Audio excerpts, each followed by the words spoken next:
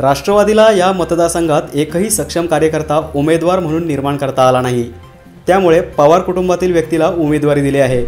परंतु राष्ट्रवादीच्या भ्रष्टाचाराला जनता कंटाळली असून जनाधार गमावलेला शेकाप निवडणुकीच्या काळात केवळ बाजारीकरण करत असल्याने जनता या आघाडीला धडा शिकवेल असा विश्वास खासदार श्रीरंग बारणे यांनी व्यक्त केला आहे। तळोजा विभागातील प्रचार दौऱ्यात ते बोलत होते। यावेळी प्रशांत ठाकूर यांनी सुद्धा शेकापच्या कारभारावर टीका केली। ज्या राष्ट्रवादी काँग्रेस पक्षाला 2014च्या निवडणुकीमध्ये 2 आकडे गाठता आले नाहीत, त्या राष्ट्रवादी काँग्रेस पक्षानं या लोकसभा निवडणुकीमध्ये परिवारातील आणि त्यांच्या नातेवाईकातील अनेक उमेदवार उभे केलेत। ज्या पक्षाला एक कार्यकर्ता सक्षमपणे उमेदवार म्हणून निर्माण करता आला नाही आणि म्हणून कदाचित परिवारातील घटक कुणीतरी या उमेदवार म्हणून दिला असेल, परंतु या राज्यानं पवार परिवाराचा कारभार पाहिलेला आहे आणि त्या कारभाराला कंटाळलेले, त्या भ्रष्टाचाराला कंटाळलेल्या जनतेनं त्यांना 2014च्या निवडणुकीमध्ये दूर केलेले आहे। माझ्यासमोर उभा असलेला राष्ट्रवादी काँग्रेस पक्षाचा उमेदवार हा उमेदवार या संपूर्ण मतदारसंघामध्ये अपरिचित उमेदवार आहे। त्यामुळे मतदार हे सुज्ञ आहे आणि मतदार योग्य निर्णय घेतील। मागच्या निवडणुकीला राहुल नार्वेकर हे राष्ट्रवादीकडनं होते, लक्ष्मण जगताप हे शेतकरी कामगार पक्षामधून, आणि आपण आता कुठेतरी राष्ट्रवादी काँग्रेस आणि शेतकरी कामगार पक्ष आणि काँग्रेस आघाडी एकत्र आल्याने त्या मताचा किंवा मतविभागणी जी मागे झाली होती ती आता होणार नाही, याविषयी काय वाटतं? 2014च्या निवडणुकीमध्ये राष्ट्रवादी काँग्रेस पक्षाचं डिपॉझिट मी जप्त केलं होतं आणि शेतकरी कामगार पक्षाच्या उमेदवाराविरोधात जवळपास 1,56,000चं मताधिक्य घेतलं होतं।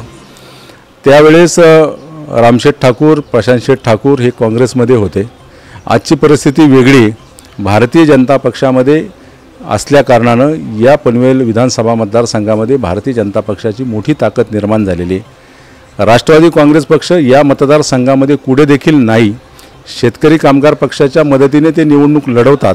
तो शेतकरी कामगार पक्ष आता संपत चाललेला आहे, त्यांनी जनाधार गमावलेला आहे आणि त्या शेतकरी कामगार पक्ष केवळ निवडणुकीमध्ये बाजारीकरण करतात आणि त्याला मतदार धडा शिकवणार। 2004 सालाच्या नंतरचं विशेषत्वानं शेतकरी कामगार पक्षाचं धोरण पाहता तगून राहणं इतकाच शेतकरी कामगार पक्षानं आता सध्या पर्याय निवडलेला दिसतो आणि मग कधी याच्या खांद्यावर कधी त्याच्या खांद्यावरती अशा पद्धतीनं शेका पक्ष तगून राहिला आहे। एखाद्या झाडाच्या आधारानं एखादी वेल, त्याच्यापेक्षा वाईट शब्द आहे पण तो वापरू नये, आपण राजकारणात आहोत, तर ते तगून राहणं एवढंच काम शेतकरी कामगार पक्ष सध्या करत आहे।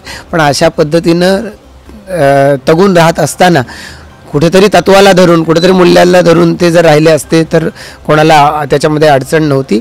पण आज यांना फक्त कुठे ना कुठेतरी छोट्या मोठ्या पद्धतीच्या सत्ता हव्यात आणि सत्तेच्या माध्यमातून स्वतःच्या काही निवडक सहकाऱ्यांचे खिसे भरायचे, ते शेतकरी कामगार पक्षाचं धोरण आहे। लोकांच्याही लक्षात येत चालले आहे। त्यामुळे या पक्षाचे नेते यांच्या फसवेगिरीला कंटाळून शेतकरी कामगार पक्ष रोज सोडताना हे तुम्हाला आज दिसतात आणि उद्याच्या या निवडणुकीपर्यंत पूर्णपणाने दिसत राहतील।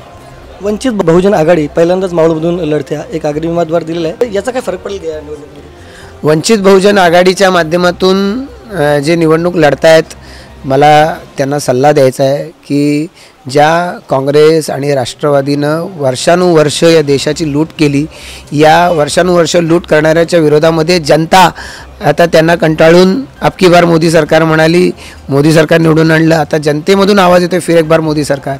अशा वेळेला नरेंद्र मोदींच्या नेतृत्वाखालच्या या महायुतीला त्यांनी समर्थन द्यायला पाहिजे होतं।